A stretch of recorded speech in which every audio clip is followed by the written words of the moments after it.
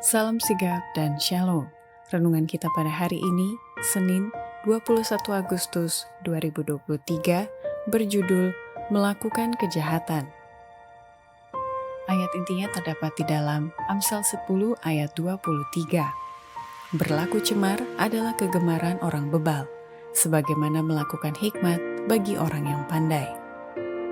Pena Inspirasi menuliskan yang dimaksud dengan judul renungan kita pagi ini, melakukan kejahatan, adalah sebuah panggilan kehidupan yang praktis agar kita senantiasa menunjukkan kesenangan dan kesenangan-kesenangan sebagai faktor yang menunjang kebahagiaan sejati dan sarana untuk memulihkan hubungan kita secara vertikal kepada Tuhan dan horizontal dengan sesama sebagai berikut.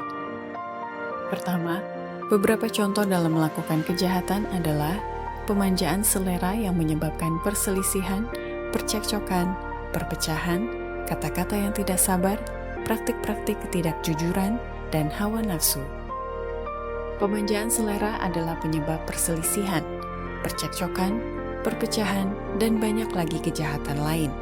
Kata-kata yang tidak sabar diucapkan, dan perbuatan-perbuatan yang tidak baik dilakukan. Praktik-praktik ketidakjujuran diikuti, dan hawa nafsu dinyatakan, dan semuanya itu karena saraf-saraf otak dirusak oleh penyalahgunaan yang menumpuk dalam perut. Kedua, beberapa contoh dalam melakukan kejahatan adalah menyerah pada kecemaran dan menaruhnya di depan mata pikiran. Kita tidak akan menyerah pada kecemaran yang terdapat pada umat manusia dan tidak akan menaruh semua itu di depan mata pikiran kita. Kita tidak boleh memandang kepadanya. Lalu apa yang kita harus lakukan? Apakah kerja kita? Melihat betapa besarnya kasih yang dikaruniakan Bapa kepada kita. 1 Yohanes 3 ayat 1. Ketiga, beberapa contoh dalam melakukan kejahatan adalah gosip, sehingga dosa kejahatan semakin bertambah-tambah. Pengakuan dosa manusia kepada manusia yang sudah jatuh ke dalam dosa, inilah yang banyak bertanggung jawab akan bertambahnya kejahatan yang mencemarkan dunia ini dan membuatnya cocok kepada kebinasaan terakhir. Keempat, beberapa contoh dalam melakukan kejahatan adalah kesedihan dan kecemasan yang berlarut-larut sehingga menimbulkan penyakit yang tidak bisa diobati lagi. Sementara kesedihan dan kecemasan tidak bisa mengobati satu kejahatan pun, sebaliknya bisa menimbulkan kerusakan besar.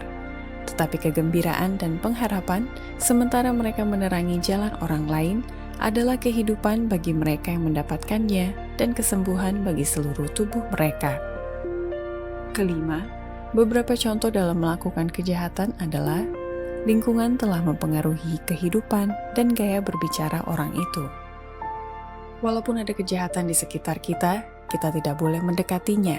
Jangan bicarakan mengenai kejahatan dan kenakalan yang ada di dunia ini, tetapi angkatlah pikiranmu dan bicarakanlah mengenai juru selamatmu. Bila mana engkau melihat kejahatan ada di sekitarmu, semua itu membuatmu semakin gembira bahwa Yesus adalah juru selamatmu dan kita adalah anak-anaknya. Demikianlah renungan kita pada hari ini. Kiranya Tuhan memberkati kita semua.